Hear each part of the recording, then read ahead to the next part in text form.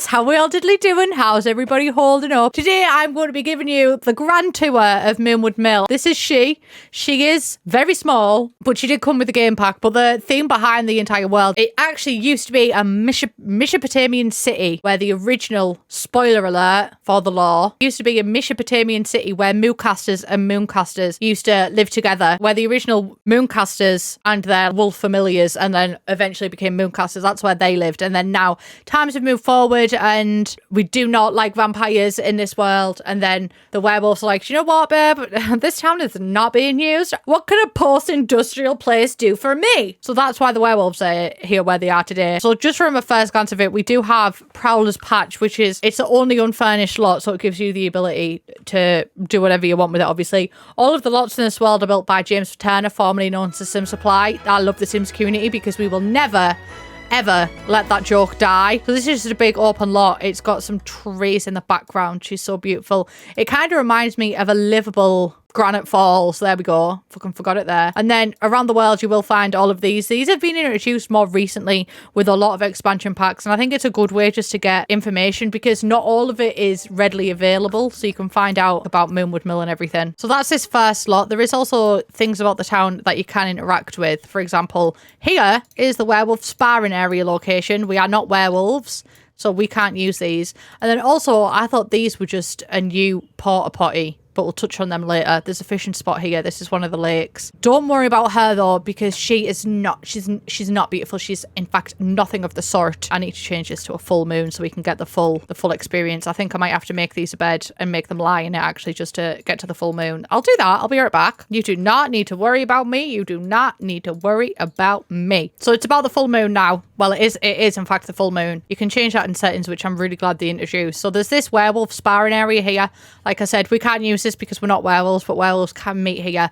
And there is also collectibles about the town, which I am happy to see because I feel like one of my favorite things in the early towns, well, the base game towns, is that there was a lot of stuff to collect around it, and then they kind of just seemed to forget it as time went on, and then it's coming back again. So like I said, this is the boring loser lake that is so boring and green, that's so green, in fact, she almost looks British. You can fish here, so it is a usable lake. And then a lot of the world, like you do have to sit through a loading screen to get through these buildings. As we will see, we will give them a tour, but a lot of the world as well, like the main things that impact gameplay, you can just go and see yourself. That's the edge of the map there, and then all of this is routable area leading over to that place there that we've just been. Then this up here is also a routable area, and then this is also the base for the wild fangs. So the wild fangs will chill out here. There's stuff to do around here like this campfire, and you can meet them around here as well. Use the gym equipment, so you don't even have to sit through a loading screen to go to a gym and stuff like that. It's a perfect place to do a rags to riches challenge, and I really like the overall vibe of it. I think that in my own gameplay I will use it a lot. Porta potty there as well. It's such a good place. Honestly, this world is an ally to the Rags to Riches challenge. I don't like to mention it. I haven't mentioned it in every single video so far. That's a jest. Of course I have. But we are going through a heat wave in the UK right now. So if I'm a little bit disjointed in my talking, that's why. It's literally just because I am overheating. If I was the same, I would be dying. There's also a play area for kids as well, which thank God that they included because children do deserve rights, even though that is a fact that The Sims 4 does seem to forget a lot of the time. I have not forgot though. I am campaigning. I'm on for Childline for Sims rights in The Sims 4. Then we have a little garden area here with the grill section as well. And then this is the Moonwood Collective space. They're both not really usable. They're more usable if you become a pack member. If you're not a pack member, all you can do for both of the bases is focus on the camp leader. I wish that they were more usable, but like even if you could just be like, knock, knock, can I use your toilet, please? Because you can even do that on the fucking, what's Tom Cruise in? Scientology. You can even do that in Scientology. I watched a girl do a TikTok about it, so you know it's gospel, babe. It's 100% the whole truth, the truth, and nothing but the truth. So help us God. And then it can be difficult to navigate around this area. I'm trying to find Greg. But the last time I tried to find Greg, I went on a wild goose chase. Oh, this is Greg's aboard. And there is also a warning sign over here. We are a human sim, so obviously there is a warning sign here, and that's for us. So if you come into contact with these kinds of signs, this is a sign of like, you will potentially get bit here. And there's Greg. God bless him. There is also a frog thing here, which is cool. He loves looking for frogs, so do I though, but he sleeps next to it, so it's a bit hard to fucking get the frogs, Gregory. And you will be scared as well if you go near a werewolf. Wake up. I don't like this, Chrissy.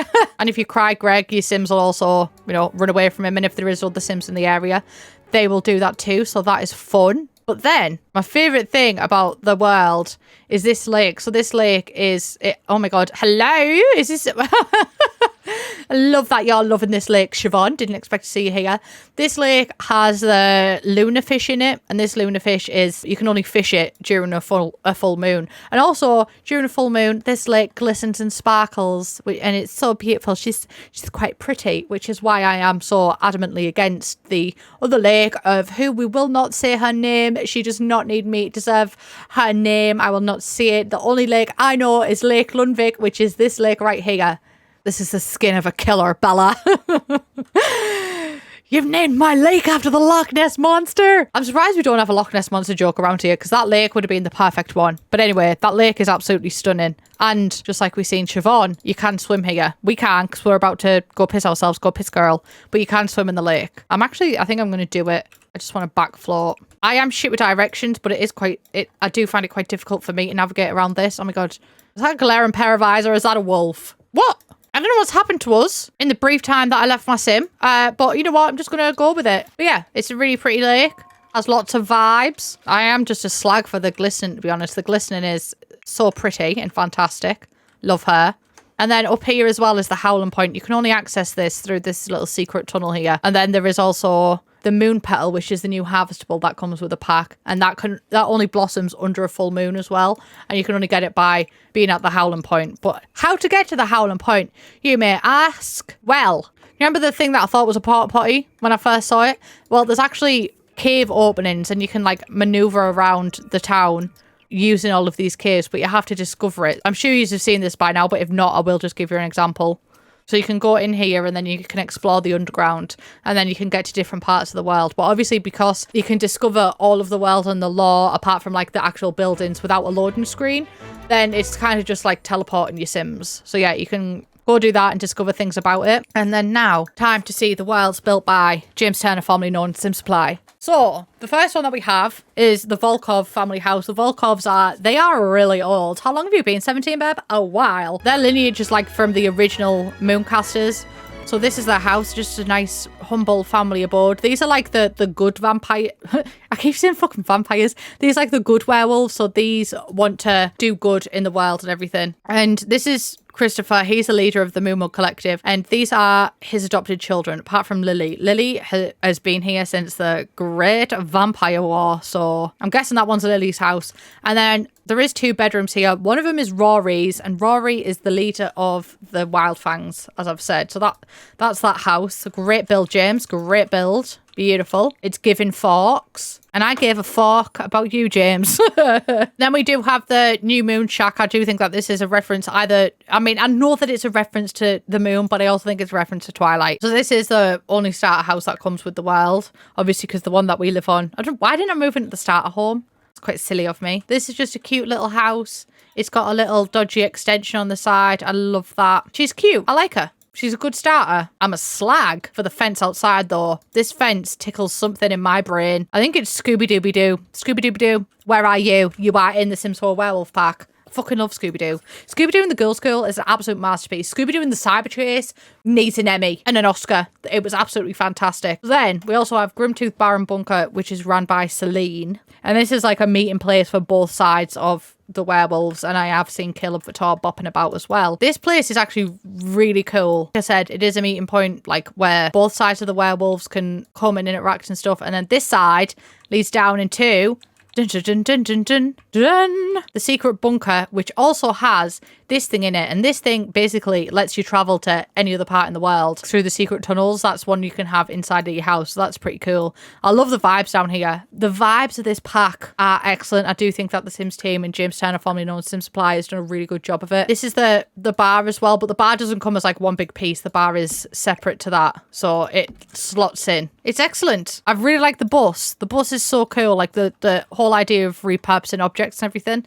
This down here, the sewer grate, is another tunnel that you can go down to. How's it going? It's going fucking boiling, actually. And then we have the Moonwood Mill library, which kind of doubles as a gym as well, but also you don't need to go through a loading screen to get to a gym, because the Wildfangs have workout equipment outside theirs, but this is kind of like a disused factory, which, well, it's a disused mill, which is so fucking cool. James, you really popped off. You put your simussy into this one, babe. He's really good. I love this bit at the top here. That is so cool, and it looks so disheveled. It's fantastic. And like the broken down wall and everything.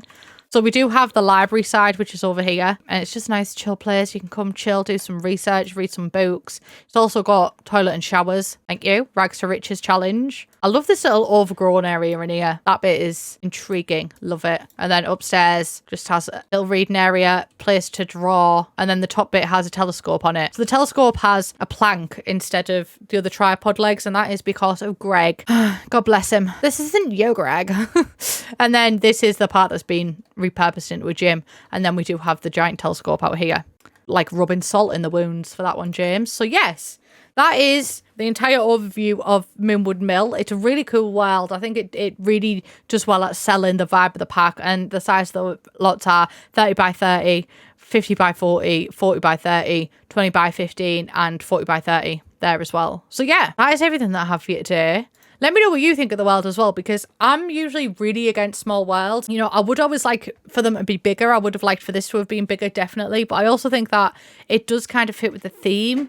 And I think that the world in itself is so much more alive than Forgotten Hollow. Forgotten Hollow is so dead. I mean, so are vampires, lol. But yeah, this world does actually feel alive when you're playing it, which I enjoyed. Let me know what you think. I think it's one of the better game pack worlds. So yeah, let me know. I love you all so much. Please subscribe if you haven't already, and I'll see you in the next one. Bye, bitch.